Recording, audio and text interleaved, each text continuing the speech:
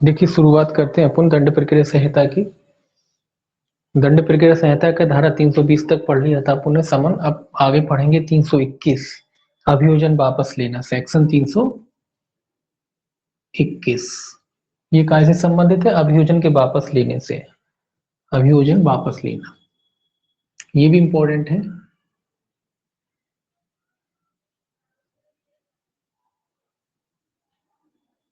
इस पर भी क्वेश्चन बनता है। पहला तो सेक्शन ही इंपॉर्टेंट है कि भैया कौन से सेक्शन में बताया गया है कि अभियोजन को वापस लेने से संबंधित कार्रवाई किस सेक्शन में की जाती है? 321 में। और दूसरा क्वेश्चन ये बनता है कि अभियोजन को वापस कौन ले सकता है? स्वाभाविक सी बात है, अभियोजन की बात हो रही है तो जो मामले का बाहर साधक लोक अभियोजक होता है वो अभियोजन को क्या कर सकता है? वापस ले सकता है। जी देखिए इसमें क्या कहता है। ये कहता है किसी मामले का बाहर साधक लोक अभियोजक या सहायक लोक अभियोजक निर्णय सुनाए जाने के पूर्व किसी समय किसी व्यक्ति के अभियोजन को या तो साधारणतः या उन अपराधों में से किसी एक या अधिक के बारे में जिसके लिए उस व्यक्ति का विचारण किया जा रहा है न्यायालय की सम्मति से वापस ले सकता है। और ऐसे वापस लिए जाने पर पहले तो ये देखेंगे अपन, पहला क्या कह रहा है, कौन वापस ले सकता है? लोक अभियोजक या सहायक लोक अभियोजक। जो मामले का बाहर साधक लोक अभियोजक है कौन ले सकता है? मामले का बाहर साधक लोक अभियोजक।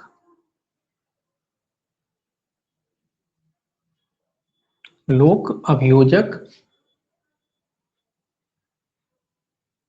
या फिर सहायक लोक अभियोजक, जैसी भी स्थिति हो, या फिर सहायक लोक अभियोजक।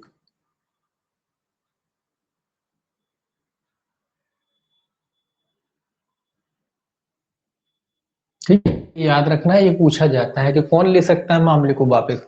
मामले का बाहर साधक जो लोक अभियोजक है वो, या फिर उसका जो सहायक लोक अभियोजक है वो, दोनों में से कोई भी, जैसी भी स्थिति हो, है ना।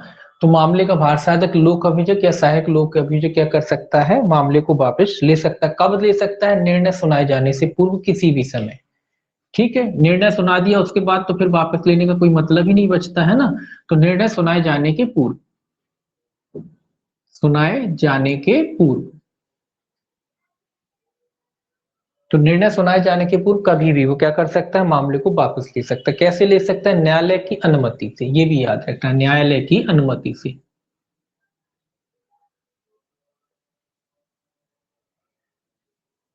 अनुमति से। तो ये तीन चीजें आपको इसमें याद रखना है कि जो मामले का बाहर साधक लोक अभियोजक होता है या सहायक लोक अभियोजक होता है, जैसी भी स्थिति हो, वो निर्णय सुनाए जाने के पूर्व किसी भी समय क्या कर सकते हैं? न्यायालय की अनुमति से मामले को वापस ले सकता है। ठीक है, तो ये इंपॉर्टेंट क्वेश्चन बनता है, ये आता है कई बार परीक्षा में। अब ये जो दूसरा है नीचे इसका, ये बोलता है कि जब न्यायालय उसने वापस ले लिया है मामले को लोक अभियोजक ने, तो उसका क्या प्रभाव पड़ता है। पहला कहता है यदि आरोप विरचित किए जाने के पहले किया जाता है तो अभियुक्त ऐसे अपराध या अपराधों के बारे में उन्मोचित कर दिया जाएगा। अब ये कह रहा है भैया उसने वापस ले लिया है मामले को और अभी तक न्यायालय ने चार्ज फ्रेमिंग नहीं किया है। मान लो चार्ज फ्रेमिंग से पहले ही, या कह दीजिए आरोप लगाए जाने से पहले ही, आरोप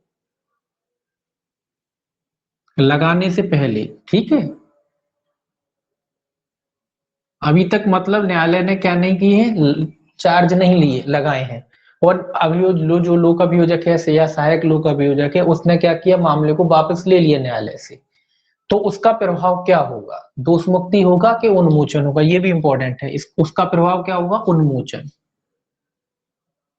उसका प्रभाव क्या होगा ये याद रखना है कि जब न्यायालय ने अगर चार्ज फ्रेमिंग नहीं की है, यानी न्यायालय ने आरोप नहीं लगाए हैं, और उससे ही पहले अगर लोक अभियोजक मामले को वापस ले लेता है, तो उसका प्रभाव क्या होगा? उसका प्रभाव उन्मोचन होगा। ठीक है, ये इंपॉर्टेंट है, ये भी याद रखेंगे। दूसरा भी इंपॉर्टेंट है।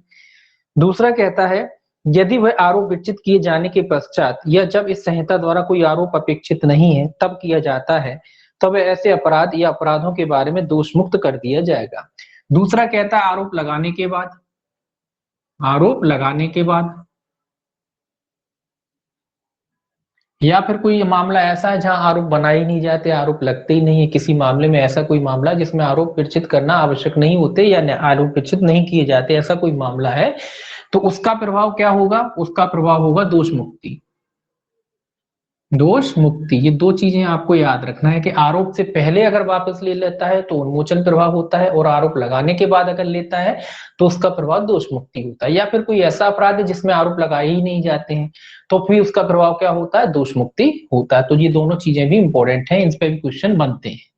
ठीक है, तो ये तो कॉमन बनते ही हैं, और ये भी कभी कभी ये भी बनते हैं। ठीक है ना। उन्मोचन कब होता है, जब आरोप से पहले ले लेता है, और दोष मुक्ति कब होती है, जब आरोप लगाने के बाद मामले को वापस लेता है। ठीक है, अब देखिए आगे, परंतु लिखा है यहाँ, एक परंतु भी है।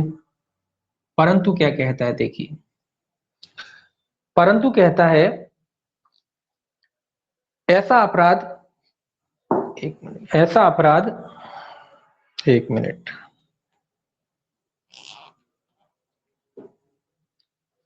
परंतु कहता है जहां, पहला है इसका, पहला, ऐसा अपराध किसी ऐसी बात से संबंधित किसी विधि के विरुद्ध है जिस पर संघ की कार्यपालिका शक्ति का विस्तार है। मतलब ये कह रहा है कोई ऐसी विधि से संबंधित कोई अपराध है जो संघ से जुड़ा हुआ है। काय से जुड़ा हुआ है, बस इतना याद रखें आप, काय से जुड़ा हुआ है, संघ से जुड़ा हुआ है। ऐसा कोई अपराध है जो संघ से जुड़ा हुआ है। दूसरा कहता है ऐसे अपराध का अन्वेषण दिल्ली विशेष पुलिस स्थापना अधिनियम 1946 के अधीन दिल्ली विशेष पुलिस द्वारा किया गया है। या कौन सा अपराध है, जो दिल्ली, ये भी संघ राज्य क्षेत्रीय होता है, तो दिल्ली की जो पुलिस है, दो तो इसमें आप केवल दिल्ली याद रखें कि दिल्ली पुलिस के द्वारा उसका इन्वेस्टिगेशन वगैरह किया गया है। तीसरा कहता है ऐसे अपराध में केंद्र सरकार को किसी संपत्ति को दुर्विनियोग, नाश या नुकसान अंतर्गत है। केंद्र सरकार की संपत्ति का नुकसान से कुल मिला के केंद्र के ही मामले हैं, केंद्र संपत्ति से संबंधित मामला है। काय से संबंधित है, केंद्र की संपत्ति से संबंधित जो मामला है, उसके नुकसान से संबंधित कोई मामला है। ऐसे अपराध केंद्र सरकार की सेवा में किसी व्यक्ति द्वारा किया गया है जब वह अपने पद कर्तव्यों के निर्वहन में कार्य कर रहा था या कार्य करना तात्पर्य था। तो ये क्या कह रहा है, चौथा, केंद्र सरकार के कर्मचारियों से संबंधित मामला है। कुल मिला के सारे जो मामले हैं केंद्र सरकार से ही संबंधित है। संघ जुड़ा है, चाहे दिल्ली विशेष पुलिस है तो दिल्ली पुलिस भी काय के अंडर में आती है, केंद्र सरकार के ही अंडर में आती है। दिल्ली पुलिस काय में अंडर में, केंद्र सरकार के, इसीलिए केंद्र का ही मामला है। केंद्र की संपत्तियों को नुकसान पहुंचाया या केंद्र के कर्मचारियों से संबंधित जुड़ा हुआ कोई मामला है ना। तो ये कहता है और मामले का भारसाधक अभियोजन केंद्र सरकार द्वारा नियुक्त नहीं किया गया। ये कह रहा है जो लोक अभियोजक है उसकी नियुक्ति अगर केंद्र सरकार द्वारा नहीं की गई है ना। लोक अभियोजक की नियुक्ति कौन करता है, राज्य सरकार भी कर सकती है, केंद्र सरकार भी कर सकती है। लेकिन ये कह रहा है कि उस मामले में केंद्र सरकार द्वारा नियुक्ति नहीं की गई है लोक अभियोजक की, तो जब तक केंद्र सरकार द्वारा उसे ऐसा करने की अनुज्ञा नहीं दी जाती, अभियोजन की वापस लेने के लिए न्यायालय से उसकी सम्मति के लिए निवेदन नहीं करेगा, तथा न्यायालय अपनी सम्मति देने के पूर्व अभियोजन को यह निर्देश देगा कि वह अभियोजन को वापस लेने के लिए केंद्र सरकार द्वारा दी गई अनुज्ञा उसके समक्ष पेश करे। तो ये कह रहा है कि कुल मिला के अगर केंद्र सरकार का मैटर है और जो लोक अभियोजक है केंद्र सरकार के द्वारा नियुक्त नहीं किया गया है, तो केंद्र सरकार की अनुमति के बगैर वो मामले को वापस नहीं लेगा। बस इतना याद रखना है, केंद्र सरकार की अनुमति के बगैर वो क्या नहीं ले सकता, मामले को वापस नहीं ले सकता। वो न्यायालय में आवेदन नहीं लगा सकता मामले को वापस लेने का। अगर उसे मामले को वापस लेना है तो उसे केंद्र सरकार की पहले अनुमति लेनी पड़ेगी। बस इतना याद रखना है। कौन से मैटर, बस इतना, इस ये भी आपको कुछ याद नहीं रखना, बस इतना याद रखें, केंद्र सरकार से एक शब्द याद रखना है कि केंद्र सरकार से जुड़े हुए जो भी मामले हैं उनमें अगर लोक अभियोजक केंद्र सरकार द्वारा नियुक्त नहीं किया गया है तो उसको केंद्र सरकार से अनुमति लेनी पड़ेगी मामलों को वापस लेने के लिए। ठीक है, ये इतना ही है इसमें। इसके बाद देखिए आगे 322 इंपॉर्टेंट सेक्शन है, ये बिल्कुल ध्यान से में रखना है ये आपको, है ना। अब देखिए आगे,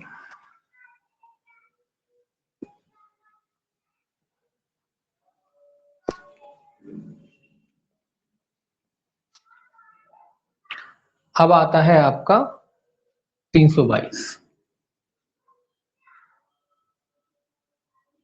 सेक्शन। 322 कहता है जिन मामलों का निपटारा मजिस्ट्रेट नहीं कर सकता उनमें प्रक्रिया। ये कह रहा है जिन मामलों का निराकरण मजिस्ट्रेट के द्वारा नहीं किया जाता उनमें क्या प्रक्रिया अपनाएगा। जिन मामलों का निपटारा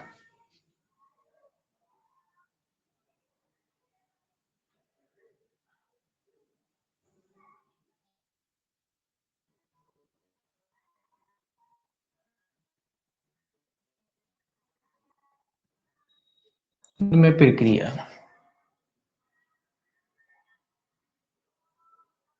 तो ये कह रहा है कि जिन मामलों का निपटारा मजिस्ट्रेट के द्वारा नहीं किया जा सकता है उनमें मजिस्ट्रेट क्या प्रक्रिया अपनाएगा। पहला देखिए क्या कहता है इसका। इसका पहला कहता है यदि किसी जिले में किसी मजिस्ट्रेट के समक्ष अपराध की किसी जांच या विचारण के दौरान उसे साक्ष्य ऐसा प्रतीत होता है कि उसके आधार पर यह उपधारणा की जा सकती है कि कोई साक्ष्य क्या उपधारणा की जा सकती है। पहला कहता है ए इसी में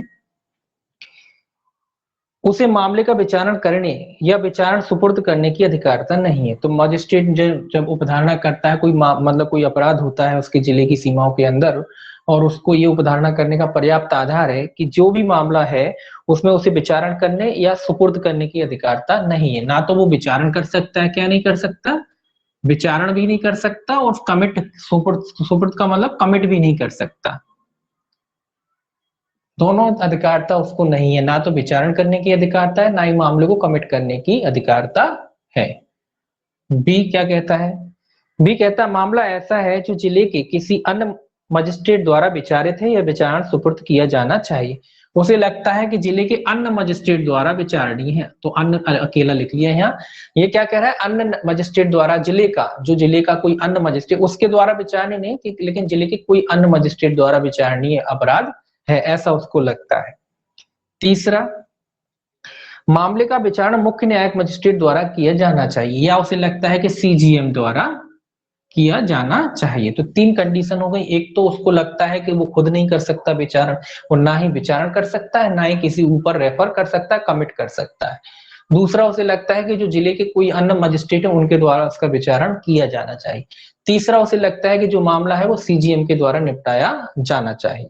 तो वो क्या कर सकता है, तो वह कार्रवाई को रोक देगा। याद रखेंगे क्या करेगा, पूरा पढ़ लेते हैं। तो वह कार्रवाई को रोक देगा और मामले की ऐसी संक्षिप्त रिपोर्ट सहित जिसमें मामले का स्वरूप स्पष्ट किया गया है मुख्य न्यायिक मजिस्ट्रेट को या अधिकारता रखने वाले अन्य ऐसे मजिस्ट्रेट को जिसे वह मुख्य न्यायिक मजिस्ट्रेट निर्दिष्ट करे भेज देगा। तो अब बात आती है भी, तो वो क्या करेगा।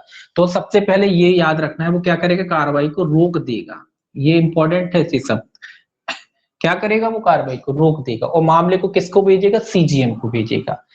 किसको भेजेगा, मामले को सीजीएम के पास सीधा डायरेक्ट वो मामले को भेज देगा, या फिर सीजीएम द्वारा कोई अन्य मजिस्ट्रेट नियुक्त कर रखा हो तो उसके पास भेज देगा। ठीक है, या तो सीजीएम के पास भेजेगा या सीजीएम महोदय ने कोई मजिस्ट्रेट नियुक्त कर रखा हो मामले को ग्रहण करने के लिए तो फिर उसके पास वो मामले को भेज देगा। सीजीएम के ही पास भेजा जाता है। ये आप तो ये ध्यान रखें, कोई भी मजिस्ट्रेट जब मामले को भेजता है तो वो सीजीएम के ही पास भेजता है, क्योंकि सीजीएम कौन होता है, मजिस्ट्रेटों का मजिस्ट्रेट। ठीक है, सीजीएम मजिस्ट्रेटों का मजिस्ट्रेट कहलाता है। तो बॉस होता है एक तरीके से पूरा मजिस्ट्रेटों में जो कार्यों का वितरण होता है वो कौन करता है, सीजीएम ही करता है। इसीलिए ये सब इनके नीचे होते हैं, जूनियर होते हैं। तो कुल मिला के ये अपने बॉस को मामला भेज देते हैं कि भाई साहब आप बॉस है, आपको हमने मामला भेज दिया, अब आप जानो क्या करना है। ठीक है, तो बस इतना याद रखें कि ये उनका बॉस है तो इसको क्या कर देते हैं, ये मामला भेज देते हैं। तो ये क्या करेगा, कार्रवाई को रोक देगा और मामला किसको भेज देगा, सीजीएम को। तो ये भी क्वेश्चन बनता है आपका परीक्षा में कि अगर वो कोई मजिस्ट्रेट जो है सक्षम नहीं है अपराध का विचारण करने में तो वो क्या करेगा, वो कौन सी कार्रवाई करेगा। पहला तो वो कार्रवाई को रोक देगा। दूसरा क्वेश्चन ये बनता है कि वो किस मजिस्ट्रेट को भेजेगा, तो वो सीजीएम के पास भेजता है, या फिर सीजीएम ने किसी अन्य मजिस्ट्रेट को नियुक्त कर रखा हो तो उसके पास भेज देगा। ठीक है, जैसा भी उसका बॉस कहे, तो सीजीएम के पास भेजेगा या अन्य कोई मजिस्ट्रेट नियुक्त हो तो उसके पास भेज देगा और कार्रवाई को क्या करेगा, रोक देगा। ठीक है, ये भी याद रखना है। दूसरा पॉइंट देखिए इसका। दूसरा पॉइंट कहता है यदि वह मजिस्ट्रेट जिसे मामला भेजा गया है ऐसा करने के लिए सशक्त है तो वह उस मामले का विचारण स्वयं कर सकता है या उसे अपनी अधीनस्थ अधिकारता वाले मजिस्ट्रेट को निर्देशित कर सकता है या अभियुक्त को विचारणार्थ सुपुर्द कर सकता है। ये क्या कह रहा है, अब जो मजिस्ट्रेट के पास मामला भेजा है वो क्या कर सकता है, वो मजिस्ट्रेट या तो स्वयं ही विचारण कर सकता है अगर वो सक्षम है तो, अगर सक्षम नहीं है तो उसके जूनियर जितने भी जो भी मजिस्ट्रेट सक्षम होता है उस मजिस्ट्रेट को क्या कर सकता है, उस मजिस्ट्रेट को मामला भेज सकता है। तो ये दूसरा वाला कोई खास इंपॉर्टेंट नहीं है, ये बस इंपॉर्टेंट है। पहला वाला जो पॉइंट है वो इंपॉर्टेंट है। ये तो आप जानते हैं कि जब सीजीएम के पास मामला आएगा तो वो क्या करेगा, या तो अगर वो खुद ही विचारण करने के लिए सक्षम हो तो खुद कर लेगा, या फिर वो अपना कोई भी जूनियर जो मजिस्ट्रेट होता है उसको लगता है कि वो मामले का विचारण कर सकता है तो वो उसको मामला क्या कर देगा, उसके पास भेज देगा कि भैया आप लोग, आपका मामला बनता है और आपको क्या करना है, इसका विचारण करना है तो मामलों को उसके पास भेज दिया जाएगा। जो भी मजिस्ट्रेट सक्षम होगा उसके पास मामला भेज दिया जाएगा। ठीक है, अब देखिए धारा 323, ये भी इंपॉर्टेंट धारा है। धारा 323 ये है प्रक्रिया जब जांच या विचारण के प्रारंभ के पश्चात मजिस्ट्रेट को पता चलता है कि मामला सुपुर्द किया जाना, ये कमिट की बात कह रहा है। देखिए कमिट 209 में भी है कमिट और इसमें भी है ना, 209 में भी कमिट पढ़ते हैं। देखिए 209 निकाल के देख लीजिए, 209 जो है आपका कमिट से संबंधित है। और दोनों में फिर अंतर देखिए कि भाई 209 में भी है और इसमें भी है, तो भाई इन दोनों में अंतर क्या है। 209 में कहता है जब अपराध अन्यथा सेशन न्यायालय द्वारा विचारणीय तब उसको सुपुर्द करना है ना, तो 209 में भी कमिट है और यहाँ भी कमिट है, तो दोनों कमिटों को एक साथ पढ़ेंगे आपके। भाई वहां भी कमिट होता है मामला, कमिट का मतलब होता है अंतरण करना है ना, जो मजिस्ट्रेट है उसको भेज देना, मामला भेजना है ना। तो ये कमिट दोनों में है, 323 में भी है और 209 में भी है। अब दोनों में अंतर क्या है देखिए, पहले इसको देख ले। ये कह रहा है प्रक्रिया जब जांच या विचारण के प्रारंभ होने के पश्चात, क्या कह रहा है, जांच या विचारण दोनों ही बातें हैं, विचारण के पश्चात यानी के बाद, जांच या विचारण प्रारंभ होने के बाद। ठीक है, बस इतना ही लिख लिया है। जो क्या कह रहा है, जांच या विचारण होने के बाद को मामला क्या करना, रेफर करना, ट्रांसफर करना। ये कहता है यदि किसी मजिस्ट्रेट के समक्ष अपराध की किसी जांच या विचारण में निर्णय पर हस्ताक्षर करने के पूर्व कार्यवाही के किसी भी प्रक्रम में उसे यह प्रतीत होता है कि मामला ऐसा है जिसका विचारण सेशन न्यायालय द्वारा किया जाना चाहिए, तो वह उसे इसमें इसके पूर्व अंतर्विष्ट उपबंधों के अधीन उच्च न्यायालय को सुपुर्द कर देगा। और अब अध्याय 18 के उपबंधों को ऐसी सुपुर्दगी लागू होगी। पूर्व क्या करेगा, न्यायालय को सुपुर्द कर देगा। ये क्या कह रहा है, ये इसमें अंतर क्या है, ये ओपोड 209 में और इसमें अंतर क्या है। ये 209 में भी कमिट होता है सेशन न्यायालय को, 209 में क्या होता है, 209 में प्रारंभ में ही सबसे पहले देखिए सेशन न्यायालय जो होता है डायरेक्ट जो है मामलों का विचारण नहीं करता है। सेशन न्यायालय डायरेक्ट मामलों को ग्रहण नहीं करता, कुछ अपवादों को छोड़ के, है ना, कुछ अपवाद तो है, कुछ अपवादों को छोड़ के डायरेक्ट सेशन न्यायालय जो है मामलों का विचारण नहीं करता है। वो सेशन न्यायालय में मामले कैसे जाते हैं, कमिट होके, मतलब जो भी मामला आता है पहले निचले न्यायालय में आता है, निचला न्यायालय उसकी जांच करता है, जांच करने के बाद वो देखता है कि अगर ये सेशन ट्रायल है तो फिर उस मामले को क्या करता है, सेशन न्यायालय को भेज देता है। उसके बाद सेशन न्यायालय उसका विचारण करता है। तो वो प्रक्रिया कहाँ दी गई, वो 209 में दी गई है। 209 में ये कहा है कि कोई मामला अगर सेशन न्यायालय द्वारा विचारणी है, नीचे का न्यायालय है, तो वो क्या करता है, मामले को क्या करता है, सेशन न्यायालय को भेज देता है। उसमें भी फिर प्रक्रिया है कि भाई वो कैसे भेजता है, वो साक्ष्यों की परीक्षा वगैरह करके उसके बाद उसको मामला भेजता। पहले वो साक्ष्यों की परीक्षा करता है, उसके बाद जब उसे लगता है कि मामला सेशन न्यायालय द्वारा विचारणी है तो न्यायालय को भेज देता है। ठीक है, ये इसलिए बनाया गया है ताकि सेशन न्यायालय में फिर सब लोग डायरेक्ट ही जाने लगेंगे, है ना, बाढ़ लग जाएगी, कौन से फिर न्यायालय डिसाइड करेगा कि मेरे द्वारा विचारणी है कि नहीं है। उस सारी चीजों से बचने के लिए ये प्रोसेस अपनाई गई है। तो डायरेक्ट नहीं करता, वो नीचे का मजिस्ट्रेट डिसाइड करता है, देखता है कि भैया ये सेशन ट्रायल है या नहीं। अगर वो सेशन ट्रायल है तो साक्ष्यों की परीक्षा करने के बाद वो क्या करता है, 209 की बात कर रहे हैं, मामला वो सेशन न्यायालय को भेज देता है। ये तो प्रारंभिक चरण में भेज दिया उसने, प्रारंभिक चरण में 209 में क्या है, प्रारंभ में ही उसने जांच की, वो पता पड़ा कि सेशन ट्रायल है, वो मामले को भेज दिया। यहाँ क्या हो रहा है, यहाँ प्रारंभ में तो उसे पता ही नहीं पड़ा कि भाई ये सेशन ट्रायल है, उसने पूरा मामला सुन लिया, अभियुक्त मतलब जांच और विचारण प्रारंभ हो गया। अब हस्ताक्षर करने से पूर्व, ये कह रहा है हस्ताक्षर करने से पूर्व, मतलब वो हस्ताक्षर करने ही वाला था और उसको पता पड़ा कि अरे ये तो भाई सेशन ट्रायल है, पूरा मामला हो गया, सब हो गया, ट्रायल व्रायल सब हो गया। उसको अंतिम बार मतलब जब एकदम से हस्ताक्षर करने की बारी होती है, लास्ट चरण आता, उससे पहले किसी भी समय उसको ये पता पड़ा कि ये तो सेशन ट्रायल है, ये तो मेरे द्वारा सुनी ही नहीं जा सकती, तो वो क्या कर सकता है, वो कह रहा है तो ऐसी अवस्था में वो धारा 323 के तहत मामले को क्या कर सकता है, सेशन न्यायालय के हवाले कर सकता है। तो दोनों में बस अंतर इतना है। ये क्या हो रहा है, ये जांच के बाद हस्ताक्षर करने से पूर्व उसे लगता है कि पता पड़ता है कि जो सेशन ट्रायल है, तो वो मामले को क्या करेगा, सेशन न्यायालय को सुपुर्द कर देगा। और उसमें क्या था, उसमें प्रारंभिक चरण में ही क्या हो जाता है, सेशन न्यायालय को मामला ट्रांसफर हो जाता है। ठीक है, दोनों को याद रखना है एक साथ। इसी के ऊपर लिख सकते हैं 209 और 209 पे लिख सकते हैं 323। देखिए, और ये वाला है 324, ये कोई खास नहीं है। देखिए 324 सिक्के वगैरह हैं, इसको पढ़ लेते हैं, ये कोई खास नहीं है। देखिए इसमें पहला क्लॉज क्या कहता है, सिक्के स्टाम्प विधि या संपत्ति के विरुद्ध अपराधों के लिए तत्पूर्व दो सिद्ध व्यक्तियों का विचारण, जो पहले से दो सिद्ध हो चुके हैं सिक्के स्टाम्पों के बारे में है, अगर उन्होंने ऐसा कोई अपराध किया और पहले से दो सिद्ध हैं उसके बारे में कहता है। पहला, जहां कोई व्यक्ति भारतीय दंड संहिता 1860 के अध्याय 12 या अध्याय 17 के अधीन 3 वर्ष या अधिक की अवधि के कारावास से दंडनीय अपराध के लिए दोषित किए जा चुकने पर उन अध्यायों में से किसी के अधीन 3 वर्ष या अधिक की अवधि के लिए कारावास से दंडनीय किसी अपराध के लिए पुनः अभियुक्त हैं और उन मजिस्ट्रेटों का जिनके समक्ष मामला लंबित है समाधान हो जाता है कि यह उपधारणा करने के लिए आधार है कि ऐसे व्यक्ति ने अपराध किया है, तो वह उस दशा की सिवाय विचारण के लिए मुख्य न्यायिक मजिस्ट्रेट को भेजा जाएगा या सेशन न्यायालय को सुपुर्द किया जाएगा। जब मजिस्ट्रेट मामले का विचारण करने के लिए सक्षम है और उसकी यह राय है कि यदि अभियुक्त दोषित किया जाता है तो वह स्वयं उसे पर्याप्त दंड का आदेश दे सकता है।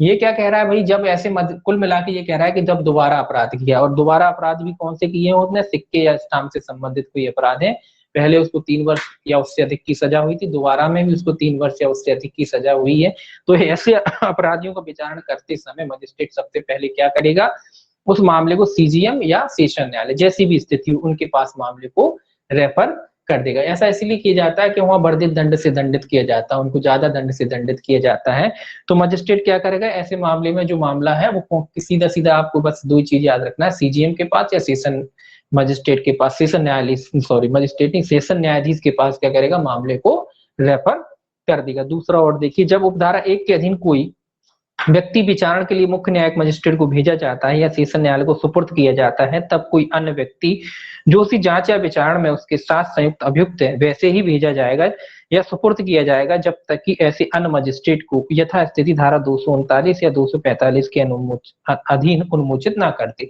तो ये कह रहा है उसका सहयोगी, अगर वो जो अभियुक्त है जिसने दोबारा अपराध किया है उसका कोई सहयोगी वगैरह है, उसके संग में अपराध में जुड़ा हुआ कोई व्यक्ति है, तो उसको उसके मामले को भी क्या है, सेशन न्यायालय या मुख्य न्यायिक मजिस्ट्रेट के पास भेजा जाएगा जब तक कि उसे उन्मोचन कर दिया गया हो या छोड़ दिया हो तो बात अलग है। अगर उसको उन्मोचित या छोड़ा नहीं गया है तो उसका जो मेन अपराधी है उसका मामला भी भेजा जाएगा और साथ ही साथ उसके साथ में जो संलग्न व्यक्ति है उसका मामला है, तो उन दोनों को सीधे सीधे कहां भेजा जाएगा, मुख्य न्यायिक और सेशन न्यायालय के समक्ष भेज दिया जाएगा उन दोनों के मामले। तो बस इतना ही याद रखना है, कोई खास नहीं है ये सेक्शन। अब देखिए 325 कहता है, प्रक्रिया जब मजिस्ट्रेट पर्याप्त और कठोर दंड का आदेश नहीं दे सकता तो क्या करेगा। ये जो ऊपर प्रक्रिया है वही सेम इसमें है कि अगर मजिस्ट्रेट को लगता है कि भैया इस व्यक्ति को जो है ज्यादा सजा मिलनी चाहिए और वो उसको लगता है कि मेरी इतनी क्षमता है नहीं, मैं इतनी सजा दे नहीं सकता, तो क्या करेगा, सिंपल सी बात है। देखिए इसमें भी सेक्शन 325 पर्याप्त दंडादेश नहीं दे सकता मजिस्ट्रेट, तो वो क्या करेगा, पर्याप्त दंड नहीं दे सकता, ठीक है, नहीं दे सकता।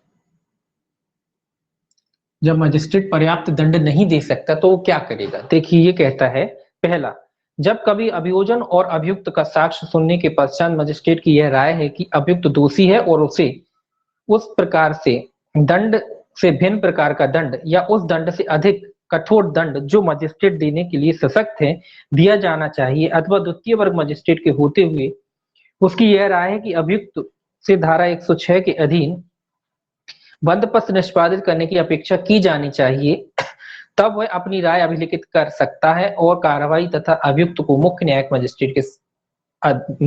मजिस्ट्रेट को जिसके वह अधीनस्थ है भेज देगा।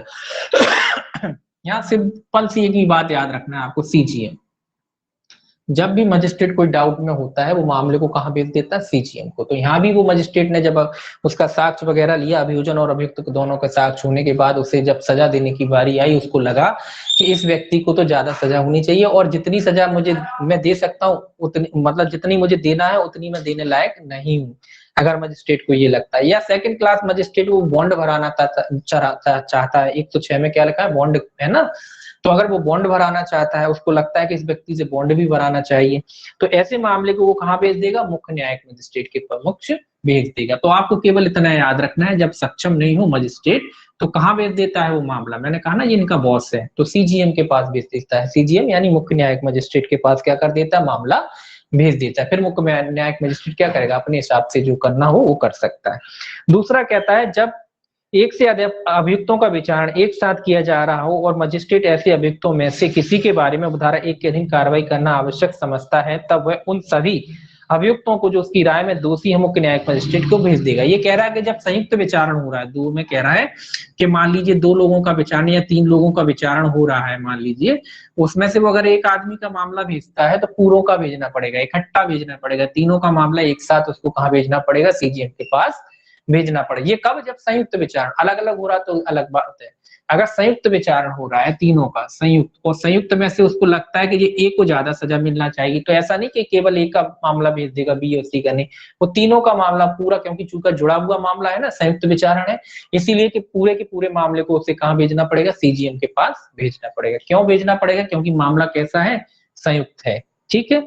तीसरा क्या कह रहा है, तीसरा कह रहा है यदि मुख्य न्यायिक मजिस्ट्रेट जिसके पास कार्रवाई भेजी जाती है ठीक समझता है तो पक्षकारों की परीक्षा कर सकता है और किसी साक्षी को जो पहले ही मामले में साक्ष्य दे चुका है पुनः बुला सकता है और उसकी परीक्षा कर सकता है और कोई अतिरिक्त साक्ष्य मांग सकता है और ले सकता है, और मामले में ऐसे निर्णय दंडादेश या आदेश देगा जो वे ठीक समझता है। तो विधि के अनुसार, ये तो सिंपल सी बात है, कॉमन सी बात लिखी है कि जब सीजीएम के पास मामला पहुंच जाता है तो सीजीएम महोदय क्या कर सकते हैं, पुनः परीक्षा कर सकते हैं, अगर उनका साक्ष्य हो गया तो भी परीक्षा कर सकते हैं।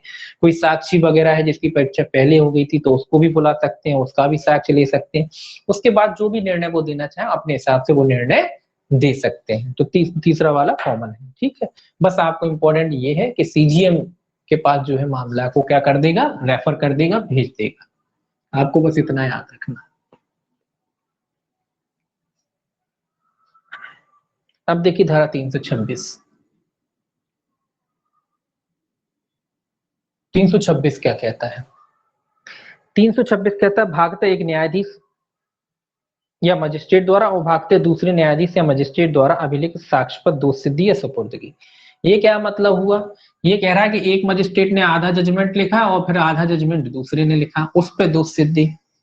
अब ये कब होता है, ये भी कई बार हो जाता है कि मान लीजिए कोई मजिस्ट्रेट है, उसका ट्रांसफर हो गया और दूसरा आ गया, है ना, तो इस तरीके से हो जाता है। तो ये कह रहा है आधा जजमेंट किसी जजमेंट किसी, मान लो इसने साक्ष्य ले लिए और बाकी कार्रवाई इसने करी, ये वो तीसरा मजिस्ट्रेट आया उसने जजमेंट सुना दिए, तो उसके बारे में बात कह रहा है कि भाई कैसे होगा वो। देखिए इसमें क्या कह रहा है, ये कह रहा है कि जब किसी जांच या विचारण में साक्ष्य को पूर्णतः या भागतः सुनने और अभिलिखित करने के पश्चात कोई न्यायाधीश या मजिस्ट्रेट उसमें अधिकारता का प्रयोग नहीं कर सकता और कोई अन्य न्यायाधीश या मजिस्ट्रेट जिसे ऐसी अधिकारता है और जो उसका प्रयोग करता है उसका उत्तरवर्ती हो जाता है, तो ऐसा उत्तरवर्ती न्यायाधीश या मजिस्ट्रेट अपने पूर्ववर्ती द्वारा ऐसे अभिलिखित या भागते अपने पूर्ववर्ती द्वारा अभिलिखित तो भागते अपने द्वारा अभिलिखित साक्ष्य पर कार्य कर सकता है। सिंपल सी बात कह रहा है, पूर्ववर्ती मतलब जो उससे पहले उसकी जगह पे था, अब उसकी जगह दूसरा न्यायाधीश आ गया, मजिस्ट्रेट आ गया, तो वो अपने पूर्ववर्ती जो मजिस्ट्रेट है उसके साक्ष्य के आधार पर आगे कार्यवाही कर सकता है। ऐसा इसलिए होता है कि अब ऐसा तो है ना कि एक मजिस्ट्रेट है, तब मान लीजिए ये नाम का मजिस्ट्रेट यहाँ था, अब इसका ट्रांसफर हो गया, तो ये नहीं कि भाई ये पूरे मामले ही निपटा के जाएगा फिर वहां नए मामले, ऐसा तो नहीं, जितना ट्रांसफर हो गया चला जाएगा, इसकी जगह दूसरा आएगा इसका उत्तरवर्ती, इसी उत्तरवर्ती का मतलब उसी रैंक का उसी मजिस्ट्रेट आएगा ना उसकी जगह। तो ये कह रहा है तो जो जजमेंट ये मतलब जितने साक्ष्य वगैरह ले चुका है ये, उसी के आधार पर ये आगे कार्रवाई कर सकता है। सिंपल सी बात है, बस इतना याद रखिए, जितना साक्ष्य ले चुका है उसके आधार पर जो उसका उत्तरवर्ती जो भी मजिस्ट्रेट है, या कह लीजिए जो इसका पूर्ववर्ती मजिस्ट्रेट ने जितने साक्ष्य लिए उसके आगे से कार्रवाई फिर भी के द्वारा की जा सकती है। परंतु लिखा है, परंतु यदि उत्तरवर्ती न्यायाधीश या मजिस्ट्रेट की यह राय है कि साक्ष्यों में से किसी की जिसका साक्ष्य पहले ही अभिलिखित किया जा चुका है अतिरिक्त परीक्षा करना न्याय के हित में आवश्यक है, तो वह किसी भी ऐसे साक्षी को पुनः समन कर सकता है और ऐसी अतिरिक्त परीक्षा प्रति परीक्षा और पुनः परीक्षा के लिए कोई जैसी हो वह अनुवाद करे, पश्चात वह साक्षी को उन्मोचित कर दिया जाएगा। सिंपल सी बात ये कह रहा है कि आप मान लीजिए जज साहब ले गए थे साक्ष्यों की परीक्षा, अब इनको जजमेंट सुनाना, इनको थोड़ी दिक्कत आ रही है, समझ में नहीं आ रहा है इनको कोई, तो ये कह रहा है कि जिन साक्ष्यों की परीक्षा हो गई थी तो ये उनको बुला सकते हैं, ऐसा नहीं कि वो उन पे बिल्कुल कि आप पहले साक्ष्य इन्होंने ले लिए थे आप दोबारा नहीं बुला सकते। अगर मजिस्ट्रेट को लगता है कोई दिक्कत वाली बात अगर उसे लगती है और उसे लगता है न्याय हित में ऐसा करना आवश्यक है, तो वो जिन साक्ष्यों की पहले परीक्षा हो गई थी जो ए नाम के मजिस्ट्रेट साहब ने ली थी, उन साक्ष्यों को पुनः बुला सकता है और उनकी परीक्षा कर सकता है। जब परीक्षा हो जाएगी उसके बाद जो भी साक्षी वगैरह है उनको उन्मोचित कर दिया जाएगा, मतलब छोड़ दिया जाएगा। ठीक है, तो ये दोबारा भी परीक्षा कर सकते हैं अगर इनको आवश्यक लगता है, न्याय हित में ऐसा करना उनको आवश्यक लगता है। ये इसीलिए प्रोविजन किया गया, मान लो कोई दूसरा मजिस्ट्रेट आया उसको समझ में नहीं आया या कोई अन्य तकनीकी दिक्कत हुई तो वो बुला सकता है, साक्षियों को बुला सकता है और उनकी दोबारा से परीक्षा कर सकता, भले ही उनकी ए नाम के मजिस्ट्रेट साहब ने पहले परीक्षा कर ली हो, अगर उसे उपयुक्त लगता है तो। दूसरा देखिए क्या कहता है, दूसरा कहता है जब कोई मामला एक न्यायाधीश से दूसरे न्यायाधीश को या एक मजिस्ट्रेट से दूसरे मजिस्ट्रेट को इस संहिता के उपबंधों के अधीन अंतरित किया जाता है, तब उपधारा 1 के अर्थ में पूर्व कथित मजिस्ट्रेट के बारे में यह समझा जाएगा कि वह उसमें अधिकारता का प्रयोग नहीं कर सकता और पश्चातवर्ती मजिस्ट्रेट द्वारा उसका उत्तरवर्ती हो गया है। ये क्या कह रहा है, ये कमिट वाली बात कह रहा है कि जब मामला एक मजिस्ट्रेट से दूसरे मजिस्ट्रेट को रेफर किया जाता है तो ये माना जाएगा कि जो उसका पूर्ववर्ती मजिस्ट्रेट था वो क्या उसको अधिकारता नहीं थी, इसीलिए मामले को रेफर किया गया, और जो दूसरा मजिस्ट्रेट है वो उसका क्या हो जाएगा, उसका पूर्ववर्ती मजिस्ट्रेट समझा जाएगा, उसे अधिकारता प्रयोग नहीं कर सकता और पश्चातवर्ती मजिस्ट्रेट उसका उत्तरवर्ती हो जाएगा, पश्चातवर्ती मजिस्ट्रेट उसका उत्तरवर्ती समझा जाएगा, मतलब उसकी जगह कौन आ जाएगा, पश्चातवर्ती मजिस्ट्रेट आ जाएगा। ये कमिट वाले मामले, स्वाभाविक सी बात है कमिट कब होते हैं, जब अधिकारता नहीं होती, केवल कमिट की अधिकारता होती। जैसे नीचे का न्यायालय है, उसने सेशन न्यायालय को भेजा मामला, तो क्या हुआ, कमिट करके भेजा। निचला न्यायालय क्यों भेज रहा है मामले को सेशन को, क्योंकि वो सेशन न्यायालय लायक है नहीं वो निचला न्यायालय, इसीलिए भेज रहा है, तो उसको अधिकारता है नहीं, इसीलिए वो सेशन न्यायालय को भेज रहा है। तो ये कह रहा है कि निचले न्यायालय की जगह फिर कौन स्थापित हो जाएगा, सेशन न्यायालय स्थापित हो जाएगा, सिंपल सी बात कह रहा है ना। तीसरा देखिए, तीसरा कह रहा है इस धारा की कोई बात संक्षिप्त विचारणों को या उन मामलों को लागू नहीं होती जिनमें कार्रवाई धारा 322 के अधीन रोक दी गई है या जिसमें कार्रवाई वरिष्ठ मजिस्ट्रेट को धारा 325 के अधीन भेज दी गई है। तो ये कह रहा है इसकी कार्रवाई बस इतना याद रखना है, संक्षिप्त विचारणों के मामले में लागू नहीं होती। संक्षिप्त विचारण, संक्षिप्त विचारण में इसीलिए लागू नहीं होती कि संक्षिप्त विचारण में वैसे ही बहुत कम सजा मिलती है, 3 माह की सजा मिलती है, इसीलिए संक्षिप्त विचारण की कार्रवाई में लागू नहीं होती, या धारा 322 के अधीन उसकी कार्रवाई को रोक दिया गया है तो उन मामलों में भी लागू नहीं होती। कौन से मामलों में, 322 के अधीन कार्रवाई जहां रोक दी गई है वहां भी लागू नहीं होती, या 325 के अधीन मामले को ऊपर मजिस्ट्रेट को भेज दिया गया है तो उन मामलों में भी ये लागू नहीं होती। ठीक, अब देखिए 327 है न्यायालयों का खुला होना, ये तो जानते ही हैं आप न्यायालयों को, इसका भी आप सेक्शन याद रखेंगे कि न्यायालयों का खुला होना। खुला होना का अर्थ क्या होता है, खुला ओपन कोर्ट, ओपन कोर्ट ही होते हैं, कोर्ट का मतलब होता है खुला न्यायालय।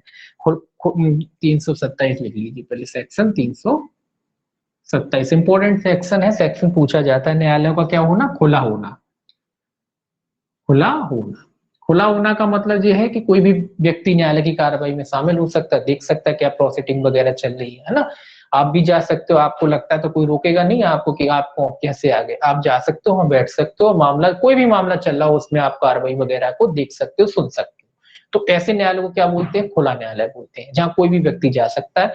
कोई भी व्यक्ति जाने का मतलब ये नहीं है कि न्यायालय में जगह तो इतनी है बोले सब घुस जाएंगे, तो ऐसा नहीं, जितनी क्षमता है न्यायालय की, जितने लोग समा सकते हैं, बैठ सकते हैं, उतने लोग जाकर के कार्रवाई को देख सकते हैं, सुन सकते हैं, कि कोई भगदड़ ना हो। ऐसा नहीं कि बोले चरा सा कमरा है न्यायालय का और उसमें बोले सब बोले खुला न्यायालय होता है बोले हम भी जाएंगे, ऐसा नहीं, जितने जा सकते हैं, समा सकते हैं, बैठ सकते हैं आराम से, उतने लोग जाकर के कार्रवाइयों को देख सकते हैं, कोई भी कार्रवाई चल रही है ना।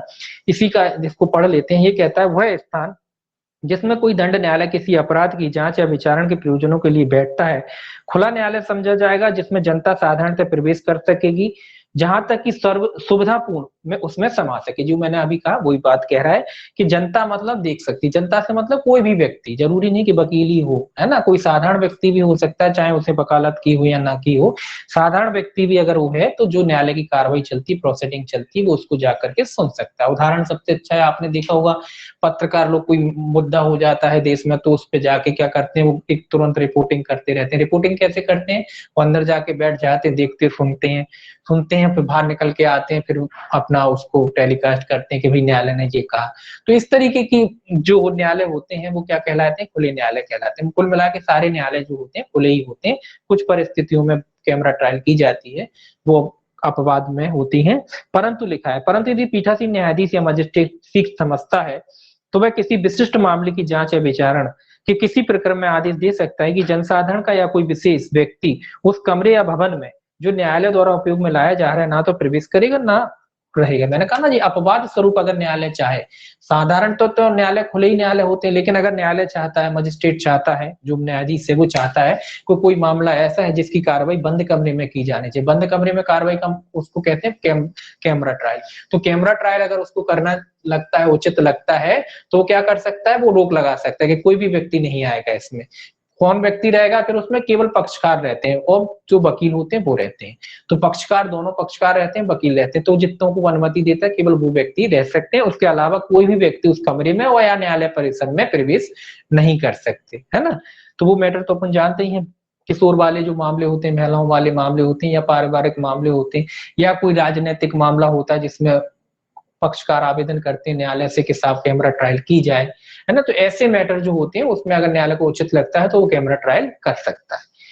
दूसरा देखिए इसका क्या कहता है, ये उसी के बारे में लिखा है। दूसरा कहता है, ये तो स्पेशली प्रोविजन कर दिया गया है कि उपधारा 1 के अधीन किसी बात के होते हुए भी कुल मिला के जो बलात्संग से संबंधित जो मामले होते हैं इनका विचारण कैसा होगा, बंद कमरे में ही होगा, जो ओपन नहीं होंगे, ये कैमरा ट्रायल ही होगा। ठीक है, रेप से संबंधित जितने भी मामले हैं उसमें स्पेशली प्रोविजन किया गया है, इनका कैमरा ट्रायल ही होगा, यानी जो ओपन कोर्ट में नहीं सुने जाएंगे। परंतु लिखिए, परंतु पीठासीन न्यायाधीश यदि वह ठीक समझता है तो या दोनों में से किसी पक्षकार द्वारा आवेदन किए जाने पर किसी विशिष्ट व्यक्ति को उस कमरे में या भवन में जो न्यायालय द्वारा उपयोग में लाया जा रहा है प्रवेश करने, होने या रहने की अनुज्ञा दे सकता है। ये कह रहा है अगर न्यायालय चाहता है, कोई विशेष व्यक्ति है, कोई व्यक्ति को अनुमति अगर देना चाहे तो वो दे सकते हैं, या पक्षकार चाहता है कि कोई व्यक्ति जो है उसमें शामिल हो कार्रवाई में, तो न्यायालय उसको अनुमति दे सकता है। परंतु एक और है, परंतु यह और कि बंद कमरे में विचारण जहां तक व्यवहार हो किसी महिला न्यायाधीश मजिस्ट्रेट द्वारा संचालित किया। तो आप जानते ही नया नियम जुड़ा है कि अगर कोई रेप से संबंधित जो मामला है या महिलाओं से संबंधित जो भी मामला है तो उसमें जो न्यायाधीश होगी, कोशिश की जाएगी कि महिला न्यायाधीश हो। जो मामले को सुनवाई करेगी वो कौन होगा, कोशिश की जाएगी कि महिला न्यायाधीश हो। अगर महिला न्यायाधीश उपस्थित, मतलब महिला न्यायाधीश की नियुक्ति वहां है और महिला न्यायाधीश उपलब्ध है, तो उस मामले का विचारण कौन करेगी, महिला न्यायाधीश ही करेगी। ठीक है, आगे देखिए तीसरा कहता है, जहां उपधारा 2 के अधीन कोई कार्रवाई की जाती है वहां किसी व्यक्ति के लिए किसी ऐसी कार्रवाई के संबंध में किसी बात को न्यायालय की पूर्व अनुज्ञा के बिना मुद्रित या प्रकाशित करना विधिपूर्ण नहीं होगा। ये भी इंपॉर्टेंट है, ये भी एक प्रोविजन जुड़ा है कि अगर कैमरा ट्रायल हो रही है, बंद कमरे में कार्रवाई हो रही है, तो बंद कमरे में कार्रवाई का मतलब ये नहीं होता कि लोग आ नहीं सकते, वो नहीं आ सकते, वो तो ठीक है, वो तो बात है ही। इसके अलावा ये भी उसका अर्थ होता है कि उसकी जो भी प्रोसीडिंग होती है, जो भी कार्रवाई होती है, उसको आप छाप नहीं सकते। अगर छापते हैं तो न्यायालय की अवमानना मानी जाती है, उसके लिए दंडित भी किया जा सकता है। तो ये कह रहा है कैमरा ट्रायल का मतलब ये है कि लोग वाक आ भी नहीं सकते, और जो भी न्यायालय की कार्रवाई है अगर किसी भी तरीके से किसी को पता भी पड़ जाती है, चाहे वो मीडिया हो या कोई अन्य व्यक्ति हो, तो वो न्यायालय की अनुमति के बगैर उसको छाप नहीं सकता।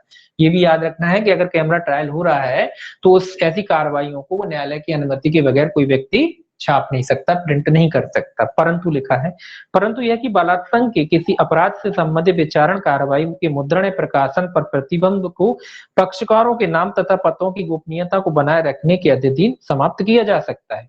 ये क्या कह रहा है, ये कह रहा है कि अगर हाँ एक शर्त लगा दी कि हाँ छाप सकते हैं, आपने देख पढ़ा होगा कि न्यायालय की कार्रवाइयों को सारथे छापा जा सकता है, तो ये कह रहा है कि हाँ उसको छापा जा सकता है। कब छापा जा सकता है, जब जो भी पीड़िता है उसका नाम पता वगैरह जो है उसको गोपनीय रख करके छापा जाए।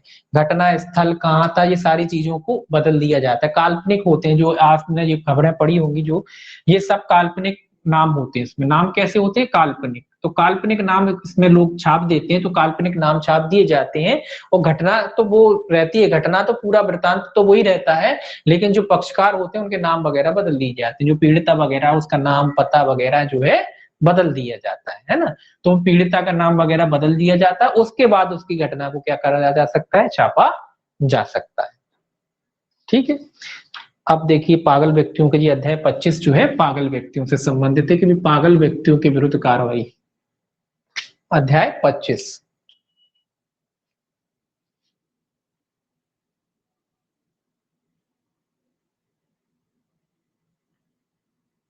अध्याय जो 25 है आपका विकृत अभियुक्त व्यक्तियों के बारे में उपबंध करता है। उनके बारे में उपबंध धारा 328 इसमें सेक्शन पूछ लिए जाते हैं कभी कभी।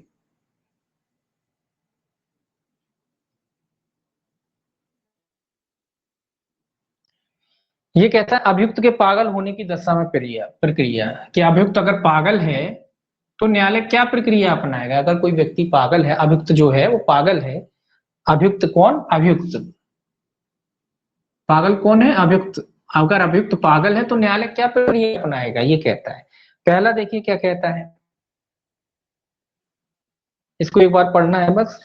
328 पूछा जाता है, सेक्शन पूछा जाता है कि अगर अभियुक्त पागल है तो न्यायालय क्या प्रक्रिया अपनाएगा, किस धारा में है।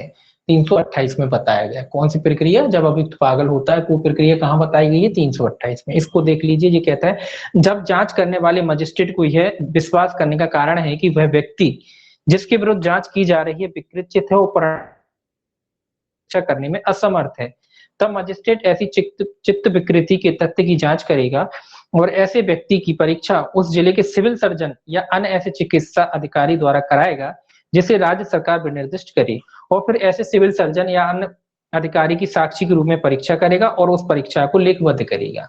सिंपल सी बात है कि जब मजिस्ट्रेट को लगता है कि कोई व्यक्ति पागल है और वो अपना डिफेंस नहीं कर सकता, अपनी प्रतिरक्षा नहीं कर सकता, तो क्या करेगा, सबसे पहले जांच करेगा कि व्यक्ति पागल है या नहीं। जांच करने के बाद वो क्या करेगा, अगर उसे लगता है कि हाँ पागल है तो पहले तो संतुष्ट होगा खुद ही जांच करने के बाद कि हाँ जी वाकई में पागल है, अपनी डिफेंस नहीं कर सकता, अपनी प्रतिरक्षा नहीं कर सकता। फिर क्या है, सिविल सर्जन यानी डॉक्टर से, जो राज्य सरकार ने प्राधिकृत कर रखा हो, सरकारी जो डॉक्टर होते हैं उनसे उनसे क्या कराएगा, उसकी उसकी परीक्षा कराएगा। परीक्षा कराने के बाद क्या करेगा, तो डॉक्टर था, डॉक्टर का क्या करेगा, डॉक्टर के साक्षी के रूप में परीक्षा करेगा। डॉक्टर पहले परीक्षा करेगा मरीज की, मतलब जो अभियुक्त है उसको मरीज कह रहे हैं, तो जो अभियुक्त है उसकी परीक्षा करेगा कि वाकई में ये पागल व्यक्ति है या नहीं है।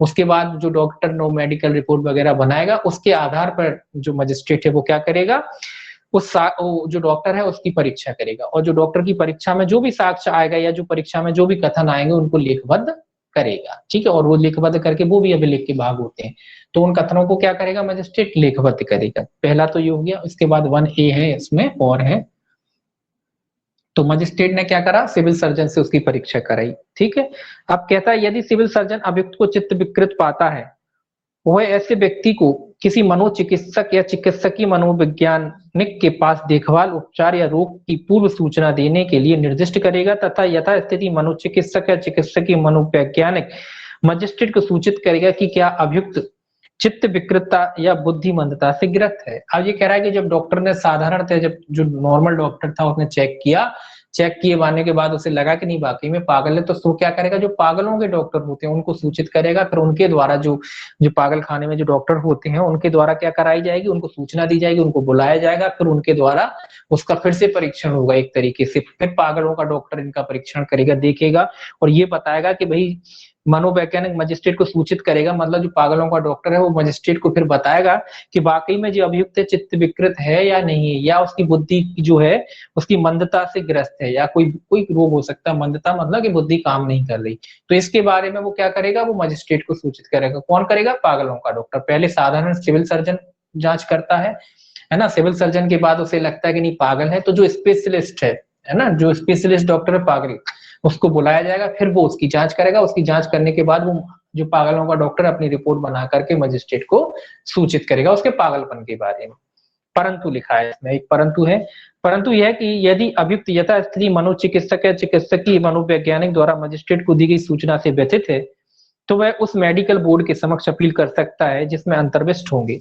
ये कह रहा है कि भैया उसके पागलपन की सूचना दी मजिस्ट्रेट, वो डॉक्टर ने जो है, पागलों के जो डॉक्टर ने है, मजिस्ट्रेट को सूचना दी उसके पागलपन की, उससे कोई व्यक्ति व्यथित है, मतलब पीड़ित है, उसको लग रहा है कि गलत सूचना दी, गलत जानकारी दी, तो वो क्या कर सकता है, पहला है निकटतम शासकीय चिकित्सालय में मनोचिकित्सा इकाई का प्रमुख, निकटतम मेडिकल कॉलेज में मनोचिकित्सा संकाय का सदस्य। तो ये एक कमेटी, ये कह रहा है कि जो डॉक्टर की रिपोर्ट से अगर कोई व्यक्ति व्यथित है, दुखी है, उसको लगता है कि डॉक्टर ने गलत रिपोर्ट बनाई या सही रिपोर्ट नहीं बनाई है, तो वो क्या कर सकता है, इस मामले की अपील कर सकता है। और अपील कहाँ करेगा, एक बोर्ड के समक्ष करेगा, मेडिकल बोर्ड के समक्ष करेगा। और मेडिकल बोर्ड में कौन कौन होता है, निकटतम जो शासकीय चिकित्सा महाविद्यालय का मनोचिकित्सक मतलब इनका जो डीन होता है पागलों के डॉक्टरों का, वो एक कमेटी में होता है। और निकटतम मेडिकल कॉलेज में मनोचिकित्सक संकाय का कोई सदस्य, एक डीन होगा, मतलब दो डॉक्टरों से मिलकर बनेगा, एक मुख्य डॉक्टर होगा, डीन होगा, और एक अन्य डॉक्टर होगा पागलों का। उसकी एक कमेटी बनेगी, उसके समक्ष ये क्या कर सकता है, अपील कर सकता है। कौन कर सकता है, ये पागल जो अभियुक्त है। दूसरा कहता है यदि ऐसी परीक्षा और जांच लंबित रहने तक मजिस्ट्रेट ऐसे व्यक्ति के बारे में धारा 330 के उपबंधों के अनुसार कार्रवाई कर सकता है। जी आप आगे पढ़ेंगे 330 में क्या कार्रवाई करता है। ये कह रहा है कि जब तक उसकी जांच लंबित है, मजिस्ट्रेट क्या कर सकता है, धारा 303 के दौरान क्या कर सकता है, कार्रवाई कर सकता है। इसमें 330 में है कि अन्वेषण या विचारण के विलंब के दौरान को छोड़ा जाना। ठीक है, कब तक, जब जांच चल रही है तब खुला छोड़ दिया जाएगा। कई सकते हैं 330 के तहत मजिस्ट्रेट उसको कार्रवाई कर सकता है जब तक जांच लंबित है तब तक। तीसरा कहता है यदि ऐसे मजिस्ट्रेट को सूचित किया जाता है कि उपधारा 1A के में निर्दिष्ट किया गया व्यक्ति विकृत व्यक्ति का है, तो मजिस्ट्रेट यह और अवधारित करेगा कि क्या चित्त की विकृतता से अभियुक्त को प्रतिरक्षा करने के लिए अक्षम बना दिया है। और यदि अभियुक्त को इस प्रकार अक्षम पाया जाता है तो मजिस्ट्रेट इस प्रभाव के निष्कर्ष को अभिलिखित करेगा तथा अभियोजन द्वारा पेश किए गए साक्ष्य के अभिलेख का परीक्षण करेगा और अभियुक्त के अधिवक्ता को सुनने के पश्चात, लेकिन अभियुक्त के प्रश्न किए बिना, यदि वह यह पाता है कि अभियुक्त के विरुद्ध कोई प्रथम दृष्टया मामला सिद्ध नहीं हो पाता है, तब वह जांच को स्थगित करने के बजाय अभियुक्त को उन्मोचित कर देगा तथा उसके बारे में धारा 330 के अधीन उपबंधित रीति से कार्रवाई करेगा। ये क्या कह रहा है, जब ये तय हो गया कि भाई व्यक्ति पागल है, तो ये तय होने के बाद मजिस्ट्रेट फिर से ये बात की जांच करेगा कि भैया जो पागल तो ठीक है, लेकिन क्या पागल होने के बाद ये अपना डिफेंस या अपनी प्रतिरक्षा करने में अक्षम है, मतलब ये अपनी प्रतिरक्षा नहीं कर पा रहा है पागल होने के बाद। अगर पागल होने के बाद प्रतिरक्षा करता है तो फिर न्यायालय उसे नहीं छोड़ेगा, है ना। अगर वो न्यायालय पागल उसको डिक्लेयर होने के बाद भी अगर न्यायालय को लगता है कि ये अपनी प्रतिरक्षा नहीं कर सकता, इतना सक्षम नहीं है कि ये अपना बचाव कर सके या अपनी प्रतिरक्षा कर सके, तो कुल मिला के ये क्या कह रहा है, दोनों जो पक्षकार होते हैं, उनके वकील वगैरह होते हैं, उनको सुनने के बाद ये क्या करेगा, अभियुक्त को सुनने की जरूरत नहीं है क्योंकि वो तो पागल है, तो अभियुक्त को सुने बिना वो क्या कर सकता है, उसको उन्मोचित, बस अपने इतना याद रखें। अगर उसको लगता है कि प्रथम दृष्टया इसके खिलाफ कोई मामला नहीं बन रहा है, मजिस्ट्रेट को लगता है कि प्रथम दृष्टया कोई मामला नहीं बन रहा है, तो वो अभियुक्त को क्या करेगा, उन्मोचित कर देगा और धारा 330 के तहत कार्रवाई करेगा। अब 330 अपन आगे पढ़ेंगे। उन्मोचित करने का मतलब ये नहीं कि पागलपन में छोड़ दिया, उन्मोचित करा, उसे डिस्चार्ज नहीं करा। उन्मोचित अलग चीज होती है और डिस्चार्ज अलग चीज होता है। तो न्यायाधीश ने क्या करा, उसको उन्मोचित कर देगा, उस समय उसको क्या कर देगा, उन्मोचित कर देगा। उसको उन्मोचित करने के बाद मजिस्ट्रेट क्या करेगा, उसको धारा 330 के तहत कार्रवाई कर सकता है। 330 में मतलब उसे छोड़ा जाना, कैसे छोड़ा जाएगा, उसकी भी कई कंडीशन है। घर वालों के समक्ष छोड़ा जा सकता है, पागल खाने में छोड़ा जा सकता है, वो कई कंडीशन है, तो उसके हिसाब से न्यायालय आगे कार्रवाई कर सकता है। तो बस इतना याद रखना है कि अगर न्यायालय को फिर भी लगता है कि भी पागल है तो क्या करेगा, उसको उन्मोचित कर देगा, छोड़ देगा। परंतु लिखा है परंतु यह कि यदि मजिस्ट्रेट पाता है कि उस अभियुक्त को के विरुद्ध प्रथम दृष्टया मामला सिद्ध होता है जिसके संबंध में चित्त विकृतता का निष्कर्ष निकाला गया है, तो वह ऐसी अवधि के लिए कार्रवाई को मुलतवी करेगा जैसा कि मनोचिकित्सक या चिकित्सकीय मनोवैज्ञानिक की राय है में अभियुक्त उपचार के लिए अपेक्षित है तथा अभियुक्त के बारे में धारा 330 के अधीन उपबंधित ढंग से कार्रवाई करने का आदेश करेगा। ये क्या कह रहा है भाई, पहले क्या कह रहा था, प्रथम दृष्टया उसे मामला बनता नहीं प्रतीत होता है तो छोड़ देता है, उन्मोचित कर देता है। दूसरा कहता है कि उसे न्यायाधीश को लगता है कि इसके खिलाफ मामला बनता है, अब भले ही वो पागल हो गया लेकिन मामला इसके खिलाफ बनता हुआ प्रतीत होता है, तो ऐसे में वो क्या करेगा, ऐसे में वो क्या करेगा, कार्रवाई को रोक देगा। क्या करेगा, कार्रवाई रोक देगा, ये याद रखना है। वो क्या करेगा, अगर उसको लगता है कि मामला बन रहा है तो कार्रवाई उसको फिर डिस्चार्ज नहीं करेगा, क्या करेगा, कार्रवाई को रोक देगा। कितने समय के लिए, उतने समय के लिए जितना उसके इलाज के लिए अपेक्षित है। उसको लगता है डॉक्टरों से सलाह करने के बाद कि 2-3 साल इलाज होगा या 1-6 महीने इलाज होगा, ठीक हो जाएगा, तो उतने समय के लिए वो क्या करेगा, कार्रवाई को रोक देगा, जितना डॉक्टर उसे सलाह देते हैं कि इतने समय के भीतर ये व्यक्ति ठीक हो जाता है, और ठीक हो जाएगा तो फिर से उसका ट्रायल शुरू हो जाएगा। कब, ये कब मामले में, जब न्यायालय को लगता है कि उसके खिलाफ कोई अपराध बनता है या कोई अपराध उसने किया है, तब उसे छोड़ के ना क्या करेगा, कार्रवाई को रोक दिया जाएगा। ठीक है। चौथा कहता है यदि मजिस्ट्रेट को यह सूचित किया जाता है कि उपधारा 1A में निर्दिष्ट व्यक्ति बुद्धिमत्ता के साथ व्यक्ति है, जो मजिस्ट्रेट यह और अवधारित करेगा कि क्या वह बुद्धिमत्ता के अभियुक्त को प्रतिरक्षा करने से अक्षम बना दिया है, तथा यदि अभियुक्त ऐसे अक्षम पाया जाता है तो मजिस्ट्रेट जांच को बंद करना आदेशित करेगा और अभियुक्त को धारा 330 के अधीन उपबंधित ढंग से कार्रवाई करे। ये बुद्धिमत्ता की बात कह रहा है, मतलब कोई व्यक्ति में इतनी कम बुद्धि है कि वो उसको समझ नहीं है, मतलब ना समझ टाइप का होता है ना, पगला टाइप का, पूरे रूप से पागल तो नहीं है लेकिन उसमें इतनी परिपक्व समझ नहीं है, तो इस टाइप का अगर कोई व्यक्ति है तो मजिस्ट्रेट इसकी भी जांच करेगा कि जो इसकी अपरिपक्वता है बुद्धि की, वो अपराध करने के लिए पर्याप्त है या नहीं। अगर उसे लगता है कि पर्याप्त नहीं है, अक्षम है ये व्यक्ति, मतलब इसको ना समझ टाइप का व्यक्ति, बड़ा तो हो गया शरीर से लेकिन बुद्धि का विकास नहीं हुआ, इस टाइप का अगर कोई व्यक्ति है, तो ऐसे व्यक्ति को भी क्या कह रहा है, बुद्धिमत्ता से अभियुक्त प्रतिरक्षा करने में अक्षम बना दिया है, तथा अभियुक्त ने ऐसे अक्षम पाया जाता तो मजिस्ट्रेट जांच को क्या करेगा, बंद कर देगा, बंद करना आदेश करेगा और अभियुक्त को धारा 330 के तहत कार्रवाई करेगा, मतलब उसको छोड़ देगा। जांच क्या कर देगा, फिर बंद कर देगा और उसको धारा 330 के तहत क्या कर देगा, छोड़ देगा। और 330 अपन आगे देखेंगे कि क्या कार्रवाई होती है। इसको और देखिए 329 सेक्शन 329। अब देखिए 329 न्यायालय के समक्ष विचारित व्यक्ति के विकृत होने की दशा प्रक्रिया, ये क्या कह रहा था, वो पहले से ही पागल था, विचारित व्यक्ति आपने फिल्मों में देखा होगा, विचारणा के दौरान पागल हो गए, तो जी विचारणा के दौरान अधिकतर लोग बचने के लिए हो जाते हैं, पागल बन जाओ तो सजा हो जाएगी, है ना। तो ये कह रहा है विचारणा के दौरान पागल अगर हो गया है कोई व्यक्ति तो क्या प्रक्रिया अपनाई जाएगी, वो तो पहले से ही पागल था, अभी विचारणा के दौरान पागल नहीं था लेकिन अब हो गया न्यायालय में, तो ऐसे व्यक्ति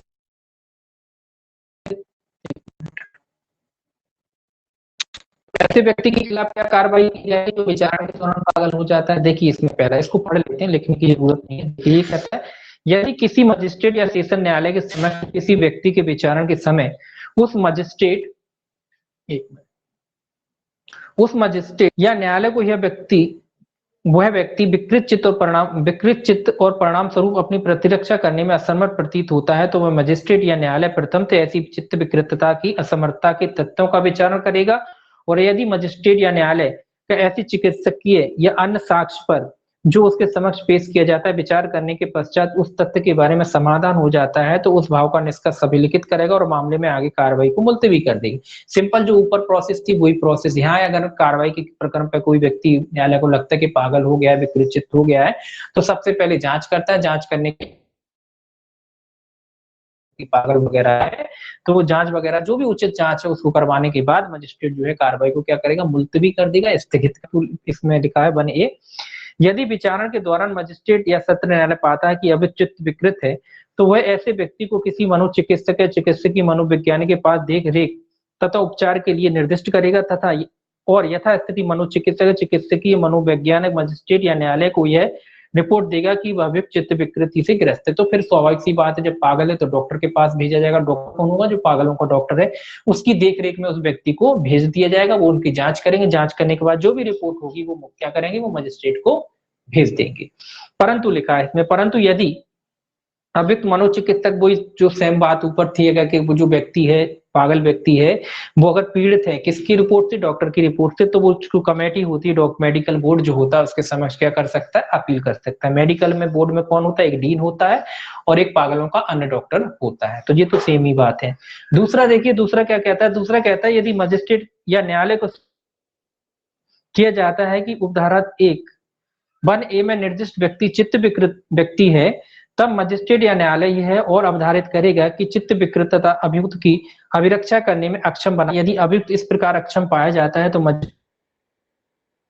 इस प्रभाव का निष्कर्ष अभिलिखित करेगा तथा अभियोजन द्वारा पेश किए गए साक्ष्य के अभिलेख का परीक्षण करेगा, तथा अभियुक्त के अधिवक्ता को सुनने के पश्चात अभियुक्त के प्रश्न किए मजिस्ट्रेट या न्यायालय पाता है कि अभियुक्त के विरुद्ध प्रथम दृष्टया मामला सिद्ध नहीं होता है, तो वह विचारण को स्थगित कर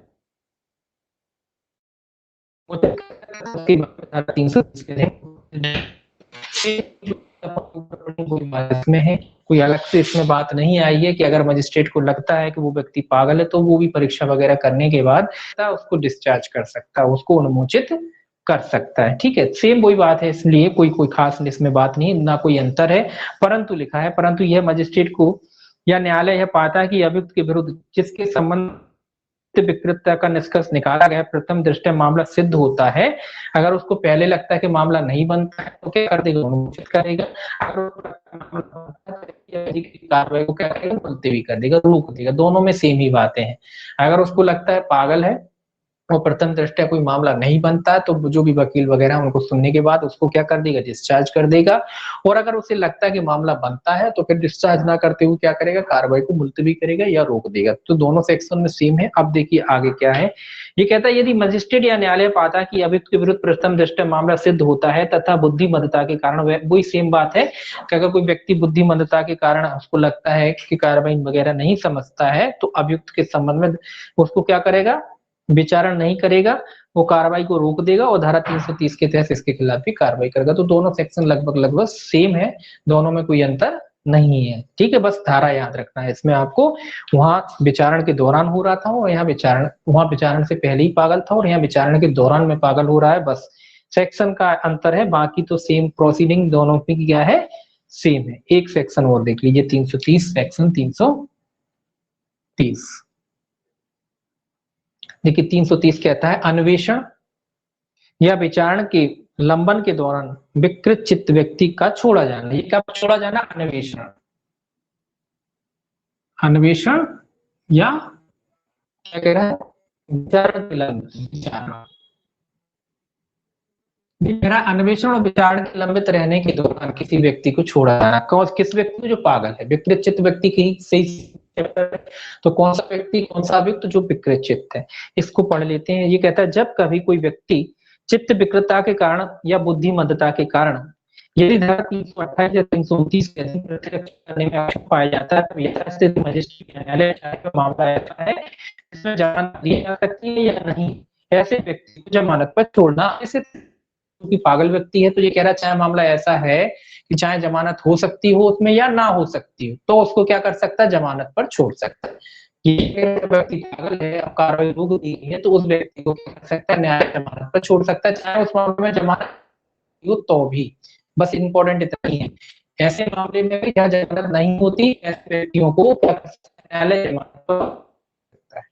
परंतु लिखा है, परंतु यह है कि अभियुक्त चित्त विकृतता से या बुद्धिमत्ता से ग्रस्त है जिसे कि अंतरंग रोगी उपचार की आज्ञा नहीं दी गई हो तथा उसका कोई मित्र या नातेदार निकटतम चिकित्सा सुविधा से नियमित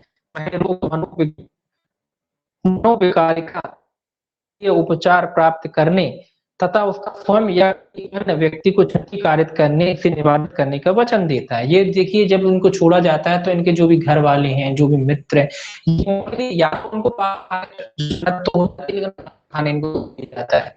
ये कह रहा है कि देखिए अगर उसकी जमानत होगी, घर वाले तैयार हैं तो किसी उनको उठा के खाने में क्या करना है, ली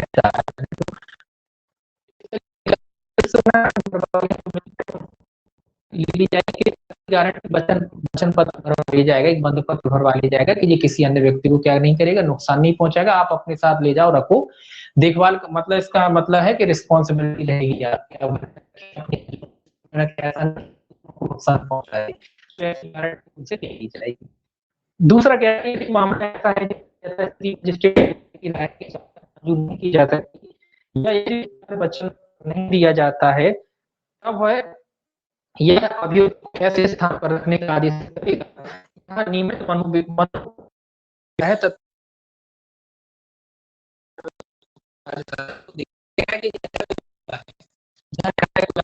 जमानत